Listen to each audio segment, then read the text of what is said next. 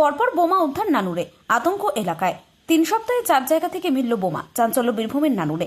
বীরভূম জেলার নানুরে ফের বোমা উদ্ধারের ঘটনায় চাঞ্চল্য ছড়ালো এলাকা জুড়ে। সোমবার দুপুরে নানুর থানার উৎকরণ অঞ্চলের বন্দর গ্রামের বাসস্ট্যান্ড সংলগ্ন এলাকায় ঈদগাহের পেছনে নির্মীয়মান একটি অঙ্গনওয়াড়ি কেন্দ্রের পাশ থেকে বোমা ভর্তি একটি ড্রাম উদ্ধার করে পুলিশ। ঘটনাকে কেন্দ্র করে এলাকায় ব্যাপক চাঞ্চল্যের সৃষ্টি হয়।